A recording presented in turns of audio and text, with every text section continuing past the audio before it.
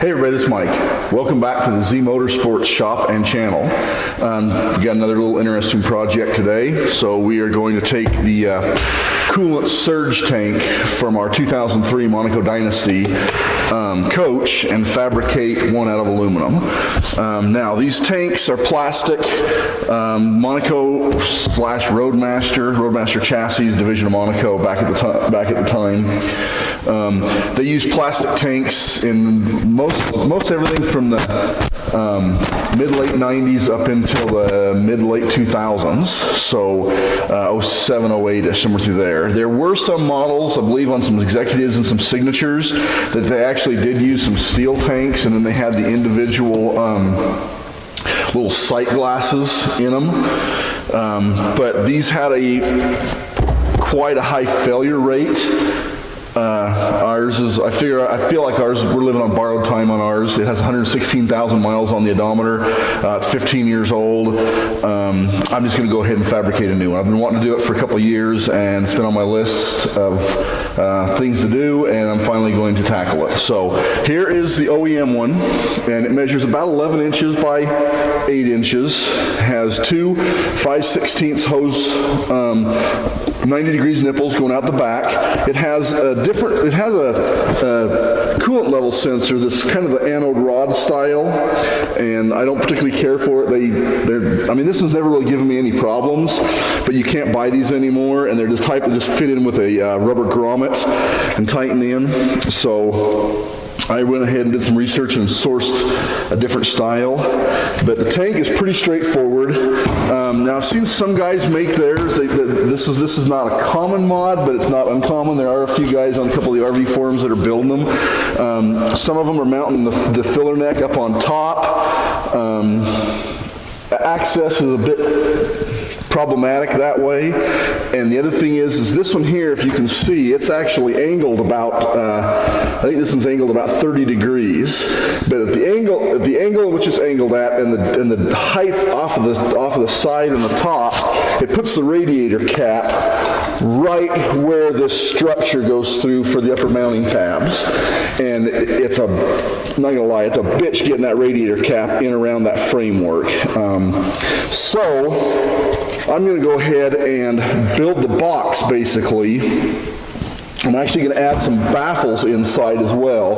Baffles for the coolant will serve dual purpose, actually. They'll serve as baffles to keep the fluid from sloshing around in there, obviously. But then also they're going to serve as a webbing inside, so that as that tank is pressurizing and pulling vacuum, it doesn't oil can and fatigue crack welds, so forth. So I'm going to, once I get the box built, then I'm going to actually build a standoff of this upper neck, and this box is going to tip at a little bit more of an angle and a little bit lower on the side versus the top, so it can move out away from this upper structure.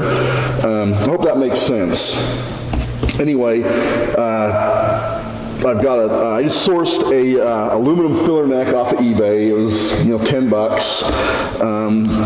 The bungs, the quarter NPT bungs, I've got two here, and I'll have one on the side, and then I'm actually going to put a drain. This does not have a drain plug. It's got a 1 1/4 inch makeup hose connects to the bottom, so I'll machine that, and then probably off to this side, I'll machine a 1/2 inch NPT bung for a plug, so that I can put a drain plug in it.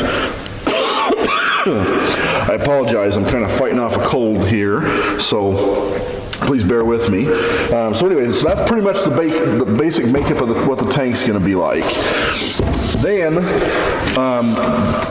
a lot of the other ones that, either the ones that did come from Roadmaster Monaco with sight glasses, I'm not a big fan of the sight glasses. I kind of like the actual tube. So I sourced this from a LDI Industries. That is a 5-inch center to center, and it comes with two bungs. So you drill 5-inch center to center, weld the bungs in, and then this is just, I believe this is a 1/2-20 thread that threads in. It's just a banjo bolt with a couple of O-rings to seal it. So that'll go on the side. If you're actually looking at it, this faces out the back when you open the engine bay. I'll put I've gone over and done some measuring, and I've got enough room to put that sight glass tube towards the back of the tank, which would be, or towards the front of the tank, which would be the back of the coach. And then down here on the bottom, I've done some research and found a different style of coolant level sensor. This is actually sourced from a, can't believe I'm saying this, but it's a Ford part. Not fond of having Ford parts on my motorhome, but anyway, this is just a simple, when fluid flows across these two pins, it completes the circuit. It has a 1/4 NPT fitting. I believe this is off a 95 to 99 Ford F800 and 700 series trucks with the 5.9 engine in them. And then I went ahead and bought the wiring harness, and I'll just have to take and cut and splice, because you could probably get away with just by putting spade connectors on these, but I actually wanted the plug, so I went ahead and sourced the plug as well. It's just a weather pack connector, standard 2-wire, nothing fancy. Actually, I'll give you the part numbers here for it. These are both Airtex part numbers. The wiring harness is a 1P as in Paul 3271, and that's just for the little pigtail.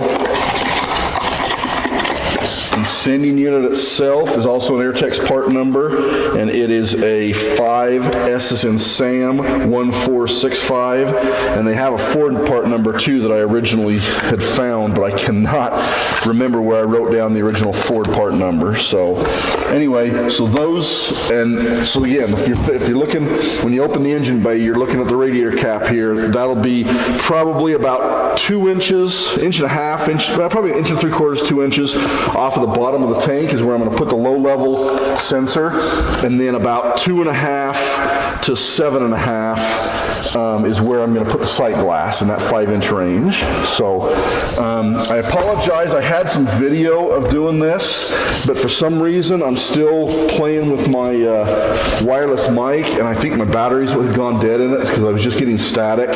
So I'm going to try to salvage what I can of the video, but they'll mostly probably just be pictures plugged in as I've been going through the fabrication process on this.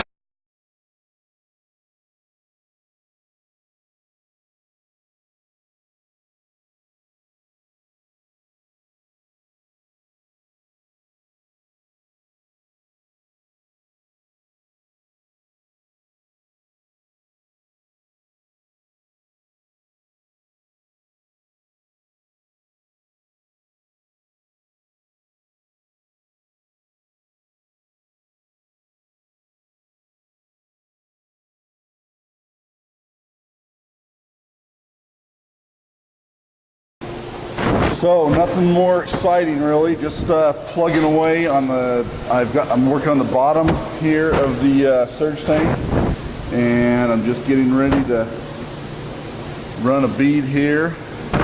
So going to using my TIG arm support, works fantastic.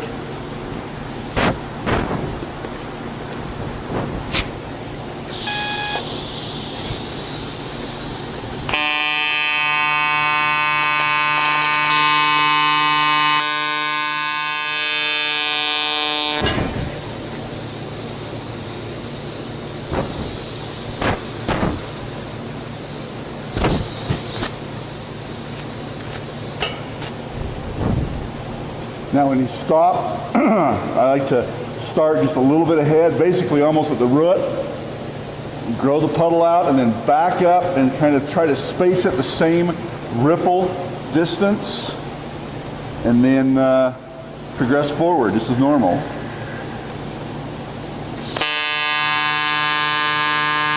There's my puddle, back up, dip, and continue.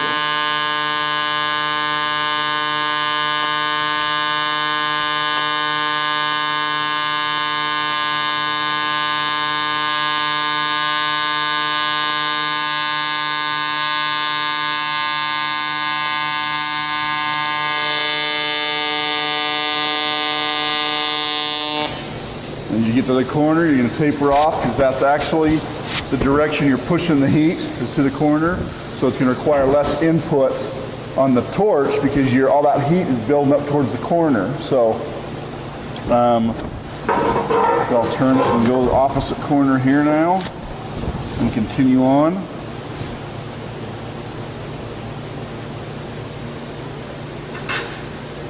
Plugging right along. Start on the corner, get a puddle going, dip it.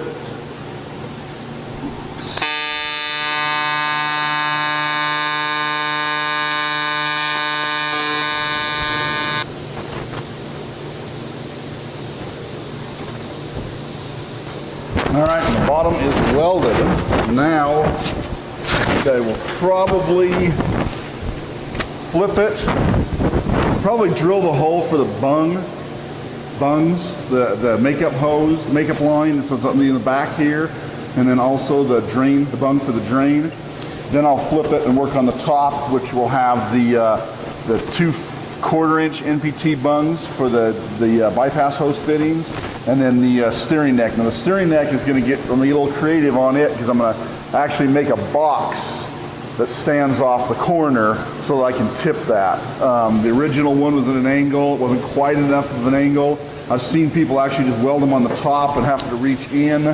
I want to actually build a box and stand it off that corner, that leading edge just a little bit further away from where my the framework of above the engine in the engine bay is. So that might take a little bit of cardboard assisted drawings there, or cardboard aided design, my CAD. So I'm going to go ahead and move forward with that. So I've been mocking up some my top piece here, and got it all ready to start cutting. And then I wanted to mock up a box here for the filler neck. So I've kind of been just taping some pieces together here. And I think I'm pretty darn close to where it's going to end up being. So then I'm going to cut the box opening. I'll drill a hole and put that on. I need to drill my 2 fittings back here. Yeah, so we'll do that before I weld it on, where it's easier. And then I can fill in the 2 side pieces, and I'll just take a piece of cardboard and kind of mock that up and then transfer it to some aluminum. So I just went over and did a test fit on the coach, and this will work great. And then from here, then I'll weld the tab. Probably the very last thing I'll do is I'll weld the 2 tabs. Excuse me. I'll weld the back 2 tabs on the bottom back here, and I'll match them up to the old tank and drill the holes, weld them in place. Then I think what I'll do is I'll weld the tabs on the front, position the tank into place, put it in place, and then blue and scribe the holes to make sure and get them in place. And then I think that'll about do it. So I'm going to go ahead and build this box out.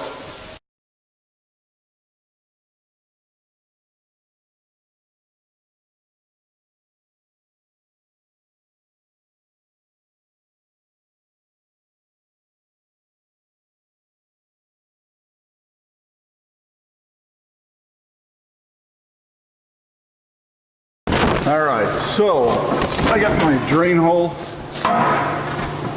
cut in the bottom for my drain plug, so I'll get ready to weld that on. But I'll probably do this last so that I can actually sit the tank flat while I'm doing a bunch of welding. So this and the bottom makeup line will probably be the last fittings that I weld on. I put this in the mill, milled a 1.5-inch hole in it, so I can actually go ahead and weld that on now. And the nice thing about this is I machined that step in the filler neck.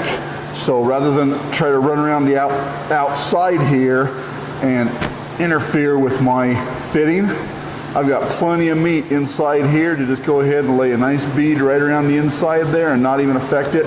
Keep that outside nice and clean. Then I'll go ahead and set this up on the heat sink on the block.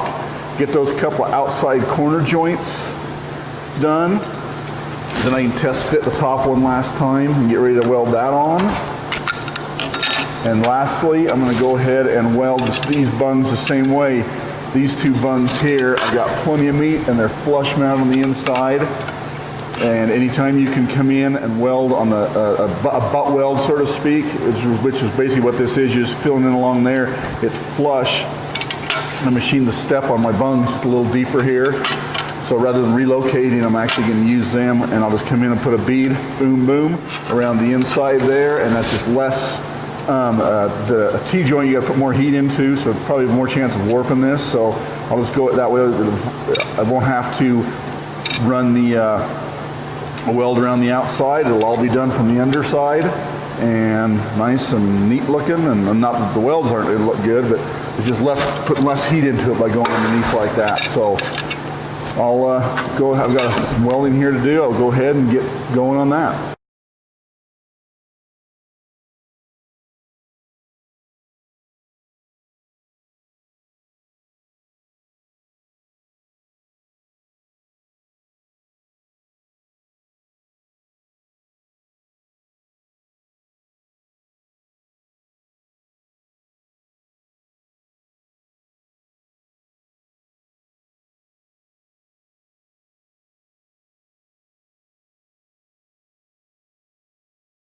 So I put my sight glass on. I just put a couple of plugs in the various ports, and I've pumped it up to about 18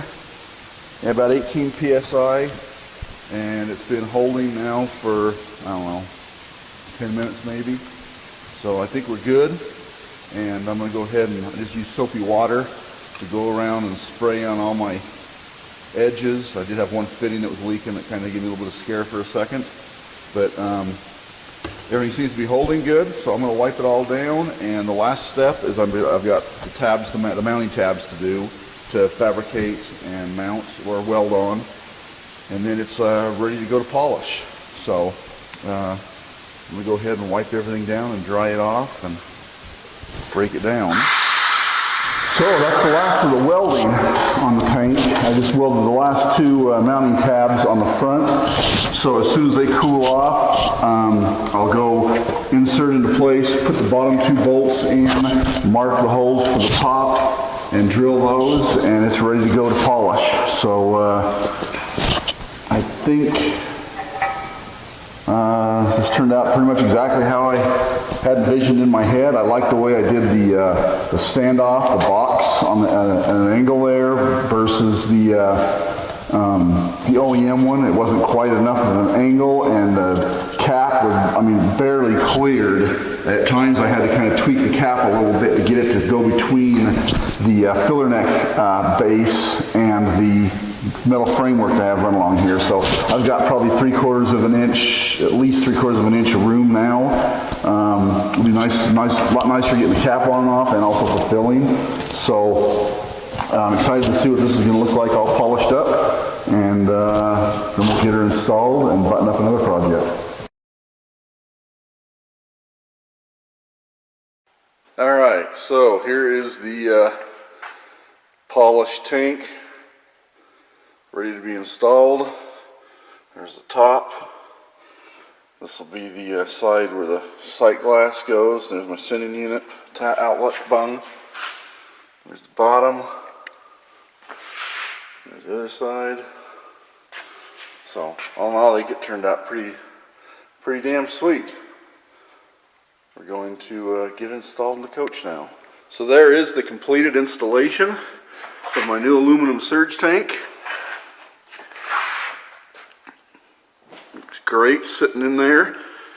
Complements the engine bay nicely. And more importantly, it's functional, and I won't have to worry about it cracking and dumping my coolant like I was worried about with my plastic one. Alright, that pretty much concludes the fabrication and installation of our surge tank in our 2003 Monaco Dynasty motor coach. So you can see how good looking it turned out in there, and now hopefully it'll provide years and years of service. So I appreciate you taking the time to watch. I welcome comments. If there's anything else you'd like to see on my channel here, please reach out to me and let me know, and I'll try to accommodate it. And if you like it, give me a thumbs up, and thanks for taking the time to watch it, and don't forget to like and subscribe. Thanks.